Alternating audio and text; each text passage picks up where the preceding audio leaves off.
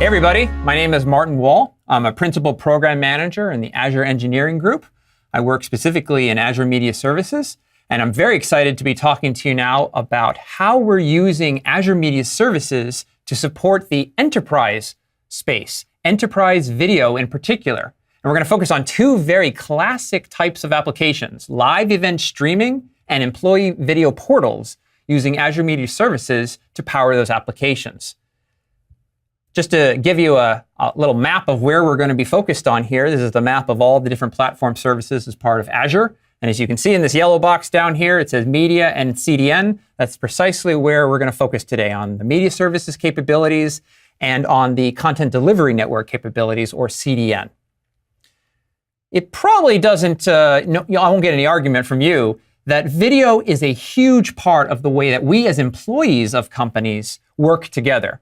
We communicate with each other through video now. We are informing and collaborating together through video. And of course, as consumers, we're always being entertained and educated by video. Video is very prominent throughout the industry, and digital streaming video in particular. Now that we all have in our devices, 1, 2, some of us 3 devices, fully capable of running high-quality video and audio streaming to those devices, more and more we're seeing content being made available to us on demand or live streaming from one location using the power of cloud to distribute to those devices. So I'm going to talk to you a little bit about how common it is now for video to be used in the enterprise. A recent survey came out from an industry-leading group that took a look at 15 different hundred business organizations, asking them, how do you currently use video in your workplace? And as you can see from this chart, quite a lot of video use, ranging from marketing and brand promoting, how we place and promote our products, to how we communicate internally, both with meetings and for how a CEO or an executive might communicate with their employees. Training for employees is done mostly now through the use of video or e-learning types of applications, and so on and so forth. These uses of video in the enterprise has led us to a very specific conclusion that there are top applications for business video that would benefit from the use of cloud. And what's even more exciting is that Azure Media Services, which is of course a key part of Azure, is now being used to build and power them all. So whether you're talking about employee portals or webcasts, live town hall addresses from CEO or executive to employee, or whether we're talking about digital marketing capabilities or e-learning or training sessions, Azure Media Services is being used over and over again to help make that happen. Azure Media Services, if you're not familiar with, is a key part of the cloud that allows you to take content of any kind, whether it's file-based content or live-based content, encode and transform that content into a format that can then be easily distributed through the cloud to play on any device that's in market today. Those devices might be iOS, Android, or Windows. There might be smart TV sets or game consoles. But as the goal is to use the cloud to simplify and make more efficient the way in which video is distributed, of course, it can have an immediate effect on the bottom line. Azure Media Services is comprised of several components, very feature-rich components that allow our customers and our developers and partners to build a custom application, one that targets exactly what they'd like to do with video. From uploading that video content into the cloud and storing it there, encoding it and possibly indexing that content, encrypting it and protecting that content, particularly if it's content that is proprietary to my company or something I might want to sell and monetize later. Azure Media Services also includes a very huge streaming platform capability. This is important because the number of people who might simultaneously watch your content is variable, and you can use the power of cloud to elastically scale that audience as is needed to meet the demand. So a very popular stream might garner hundreds, tens of thousands, or even millions of viewers, or you might only have a few viewers for a piece of content at a time. And the cloud can help support that without you having to build the infrastructure yourself. Lastly, of course, very key part of this is the player-client technology. How do you view that content? And as I said, we all want to watch the video content on our own devices, wherever we happen to be. whether we're in the workplace or whether we're out off the workplace, perhaps at a customer site, perhaps at a coffee shop, or wherever we might happen to be. So all of these are key capabilities of Azure Media Services, and all of them are being used today to power these business applications. Let's start with employee portals. Now, as an employee of Microsoft, I can tell you that we watch a lot of videos here at Microsoft. Sometimes we watch videos on how to best interact with our customers, how to maintain a level of ethics and business morality, and sometimes we learn about other products that way. But we have a portal just like this one. We call it Infopedia, and it's available to us to watch videos. Sometimes they are recorded, and sometimes they're live. And as you can see from this demonstration, this look and feel has been designed to best meet the needs at Microsoft. We use SharePoint, for example, as the display technology, but underneath SharePoint is the cloud, is Azure Media Services. So while I can organize this interface however I'd like, tile-based boxes, boxes that I can click on to watch videos, I can add Yammer feeds to the right. Underneath that, what is storing, encoding, streaming, and delivering the videos is the same. It's Azure Media Services. This is another example. Same technology, an employee portal, but it's built on a completely different look and feel. In fact, this is just a series of web pages. I'm going to go ahead and jump right to this web page right now in my browser so you can take a look at what this looks like. Now, this portal has been built by a partner of Azure called Rovner. And Rovner helps customers design portals that are best for their employee use. So I'm going to log into this portal. And this is a demonstration, of course, a demonstration of what a company might have designed for an employee video portal of themselves. So what you can see here is I have a series of videos that have been uploaded into their portal. Some of these videos might have been uploaded by employees, by administrators, by marketing groups, different departments, and they can be organized however the company best wants it to be organized. I can skin it with my company's logo. I can have different groups that have different rights, but it allows me to peruse through the video library of my company very easily, trying to find the video that is important to me at the time. And if I want to watch a video, I can just simply click on a link, bring up that video, and just start playing it. Now, I'm using my Windows 10 laptop here, but I might have very easily been using my phone, a mobile device, or a tablet to peruse the exact same website to watch the video. And that's very important because companies today want to be able to have their employees the flexibility of watching videos wherever they are and on whatever device they have. So as I click on this video and I can watch this video, it's an embedded video player, a video player that is inside this website. I can, of course, go full screen, just like that. Watch the video, watch whatever section of the video is necessary, and then leave the video when I'm done. Very simple, right? And the ability to upload videos as an employee of the company and be assured that those videos will only be watched by other employees of the company is a key part of what Azure Media Services is providing. The ability to add content protection, to secure the content by encrypting the video streams and allowing for a layer of authentication. So you saw me have to log into this website, but what you also aren't seeing is behind the scenes, that video stream that we were just watching was in fact encrypted. And the fact that I logged into the website allowed me to have a decryption key to watch the video. A very important part of any employee video portal is the security and the privacy of the content that we're hosting in the cloud. And that's part of what we offer.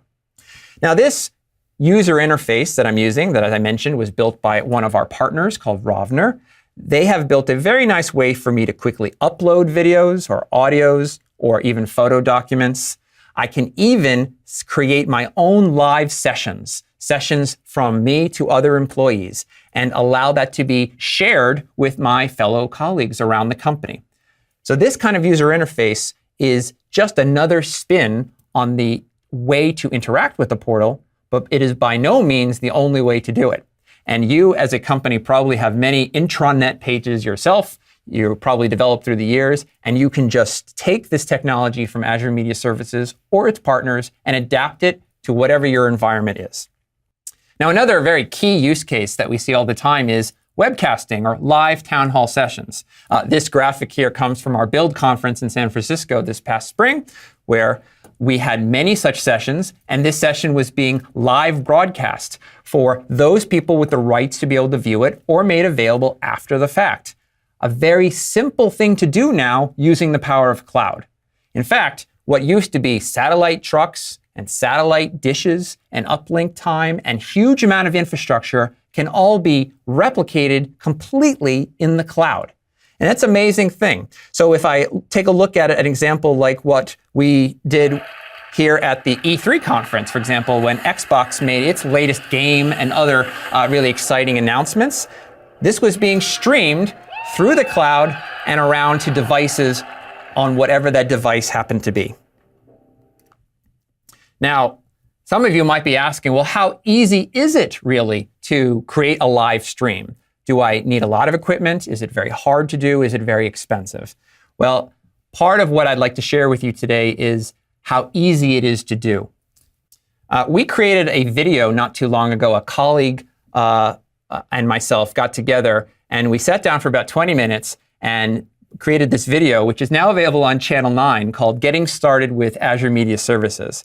And if I just click on the link on my own web slides here, what you'll see as I go ahead and play it is a little snippet of the video. Usually the cloud's a little faster. So, my colleague and I are going to walk through step by step. How do you go to the Azure portal to build out your channel? I'm going to mute that for just a temporary. And then what kind of devices you need to do this, what equipment you need. You don't need much but a little camera. What software you might want to install on your laptop or your desktop or your tablet to do it, and how each step-by-step works. So I invite you to go take a look at this video, which is located on this website right here on Channel 9, or you can search for it, and you can check it out and do it yourself. But I thought I would give you a little sneak preview of what's in the video by setting something up here in the studio. So I just want to show you two things. One is, of course, you might recognize this. This is the Azure portal that you use to navigate through all the functions of Azure. And so I have that up in here running. And then sitting right next to me here is a camera. And on this camera that's integrated into the laptop is some software that I loaded called Wirecast. And Wirecast is one of our many partners that allows you to load software onto a laptop and then capture a video stream, perhaps from the integrated camera within the laptop, send it right to the cloud, and then use the cloud to create that live stream, and then share that with your colleagues, your friends, or however else you like. I've already created one of these channels. I'll show you how easy it was to do this. Right here in the Azure portal, I've gone into the Media Services section, and I've navigated to this subtab called Channels. I'm going to go ahead and click the button called Add, and it says, all right, you want to create a new live channel. So I'm going to call my channel AzureCon 3, Martin on cam is the description. And it asked me, would you like the cloud to assist you with encoding? That's a new feature that we have available. That means that I send my stream to the cloud, and then I can allow the cloud to further encode or transcode that stream to multiple bit rates or multiple quality renditions. This might be important if you're looking to provide a multiple level of bitrate quality for your viewers to watch, so that some of them can watch it on high quality network connections, whether on a LAN at a corporation, or maybe low quality network connections, for example, if they're sitting in a Starbucks. I go to the next tab. It says, how would you like to configure the ingest or the source for your live channel? We support two protocols for that in here. One is called RTMP. It is the most common protocol for sending your own camera feed. And another is fragmented MP4. So I choose whatever matches the camera source that I'm going to be sending. In this case, I'm setting up an RTMP source. I click Next. And now it just asks me, do I want to restrict who can send a feed to this channel? Do I want it to only be me? Do I want it to be a whole IP range? I'm going to make no IP restriction for now. And I'm also going to go ahead and say, start up the channel. I hit complete, and the cloud is now working to build the resources necessary to create a virtual channel. Now, imagine what this is like when you compare the possible 12 to 18 months of creating a broadcast channel in the past to the 5 to 10 minutes that this is going to take to set up this channel now. It is a true paradigm shift, and it allows our customers to do webcasting almost instantaneously. Now, I'm not going to wait for this to complete because I've already got a channel set up here. I called it AzureCon 1 earlier, and that is the channel that this camera on the laptop is actually sending to, and or even this one, any of these here. So I'm going to go ahead and show you what it looks like. I've already got it running. The camera is running, and I'm just going to go watch the preview of the channel. The preview is a way for me to see it before I share it with the millions of people who clearly want to watch me on camera here. So I'm just going to click the preview URL, hope everything is running, and if we're lucky, I pop this up, and now what are you seeing? You're seeing the live stream from the camera sitting next to me, pointed at me, here in the studio, and I'm talking to you. And in about 25 to 30 second delay, it is showing me a live channel. Now, of course, this is the very feed that I would make available to the other employees in my team or my colleagues or whomever else across the world wants to watch it. And when I say across the world, that's because, of course, I can take the output of this stream and send it through the Azure CDN, which is a key feature of Azure Media Services, and share it globally to potentially millions of viewers simultaneously. So there I am. Now you're getting the side view of me and get a sense for how easy it was to create that live stream. But I certainly would invite you to go back to that video that I did with my colleague Julianne, and the two of us will walk you through how easy that is using any number of partner equipment and software to send a camera feed to the cloud and then distribute it around the world.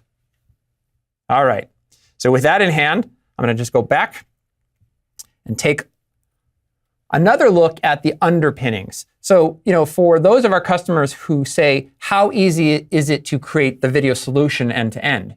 Because of course, what I just showed you is the feed of the live stream, but the interface, the way that you navigate at your employee portal or through your town halls all depends on that design.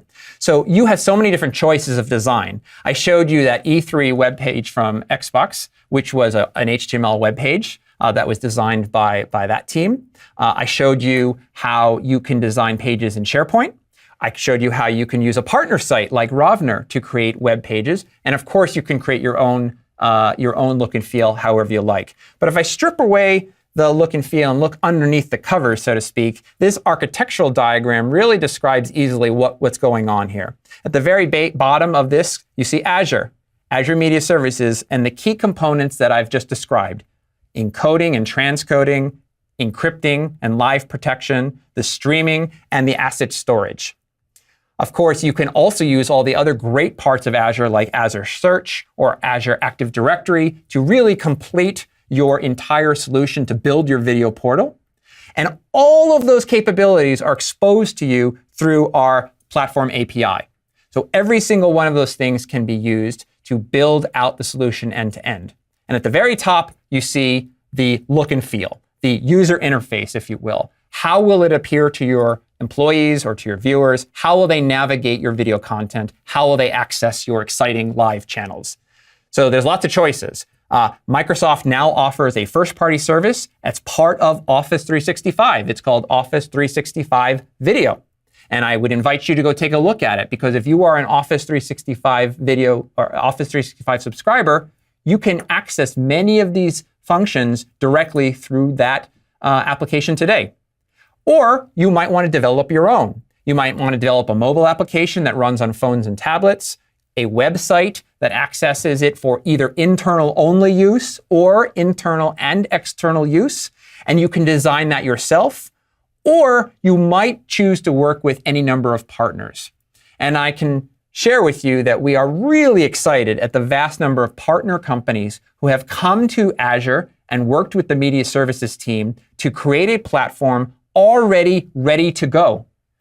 All of these different partners that we have available today that have taken a media platform, a design look and feel, and have integrated their technology so that if you so choose, you can build an employee video portal, you can run your own live event, all using the partner technology, and you don't have to develop it yourself.